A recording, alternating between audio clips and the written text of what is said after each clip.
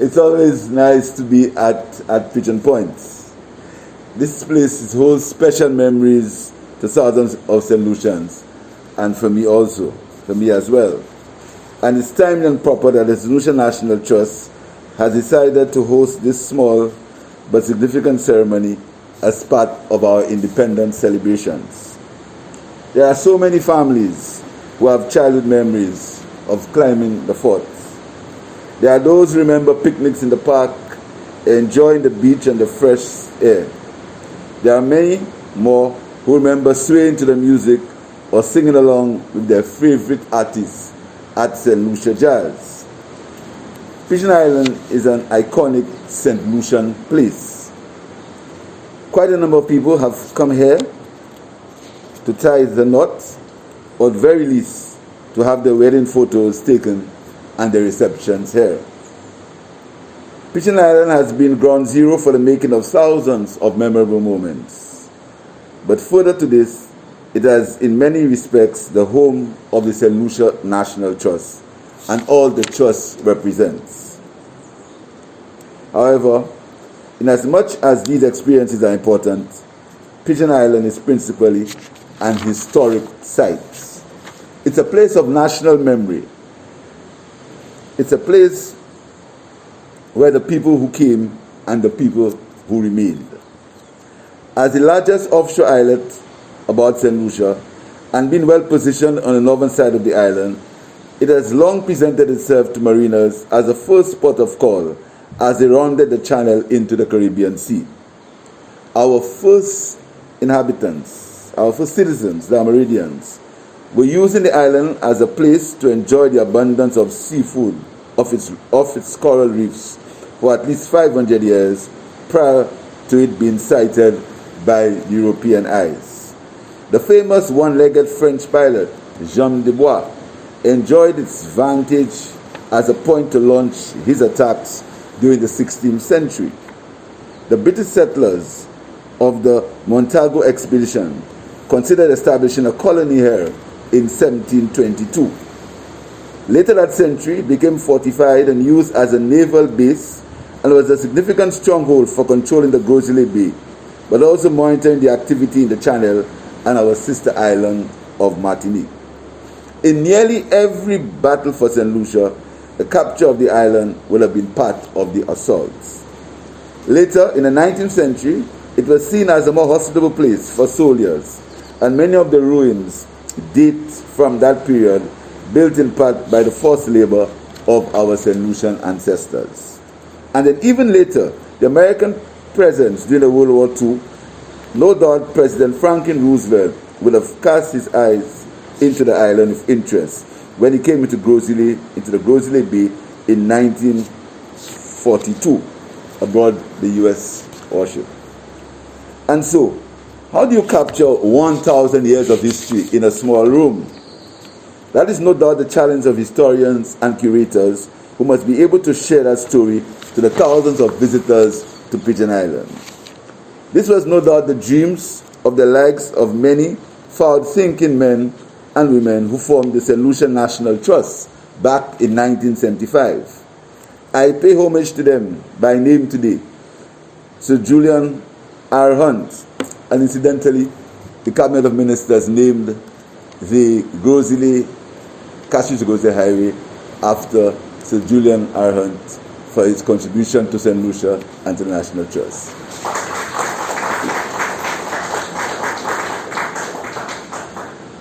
To men like Wilfred St. Clair Daniel, Michael Andrews, Eric Branford, and Robert DeVoe, Martin Elwin, Dr. Edson Edmonds, Primrose Bredman, Fitzgerald Graham Louisi, Thomas Walcott, and Fitzgerald York.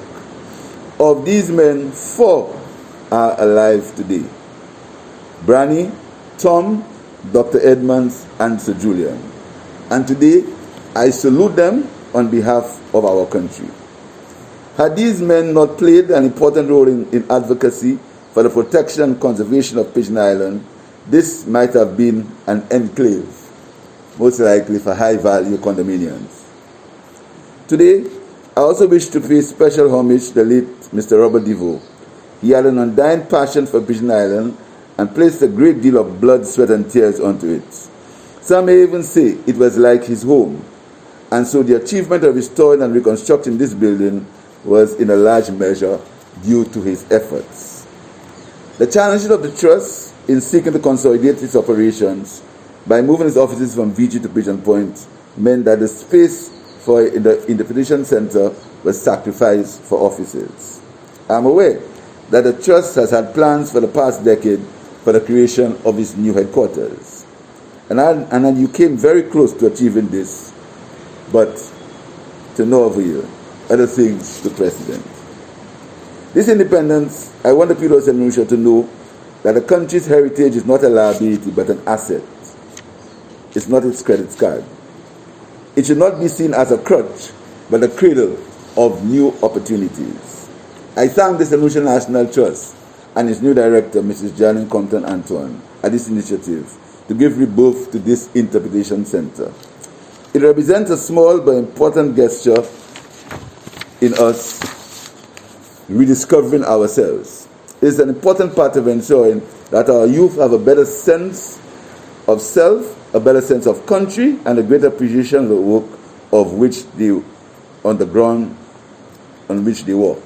A greater love for the landscapes and skyscapes that they see and often take for granted. Every St. Lucian needs to be a proud ambassador of their country. An ambassador that understands the significance of their country, however small it may be physically, but it can share it with the world. This independence, I also want to underscore the point that the St. Lucia National Trust and many other heritage organizations are indispensable stakeholders in our national development. This sector requires us to think creatively while seeing the value that can be had in reusing and restoring our built heritage. We must create landscapes of character and culture, not sterile, ugly spaces. Heritage is indeed a tourism product and should be promoted as such. It is a rich asset that requires development. It is what differentiates us as a country and enriches the visitor experience. It is what creates these only in St. Lucia memories. We have taken small steps to correct the wrongs of the past. The subvention is back in order, but I know that this does not provide for the extensive growth and development that is required at so many of our heritage sites and treasures around the island. And I want to promise the National Trust that as soon as the fiscal situation improves, the subvention will also improve. Only last week, I think it was 2 weeks ago, the senior minister and his ministry took a significant step in redressing some of the issues that we would like to use that we inherited. We ensured that the St. Lucian, the beaches will continue to remain the property of the people of St. Lucia to be able to access at any time. Our beaches must be able to be accessed at any time. We are not anti-development, we're not anti-tourism, but the people of St. Lucia must never be seen as second-class citizens in their own country. I want to thank you for inviting me. I want to congratulate the Trust and Mrs. Antoine, and I look forward to further engagements and further development of the heritage and patronage of St. Lucia. I thank you.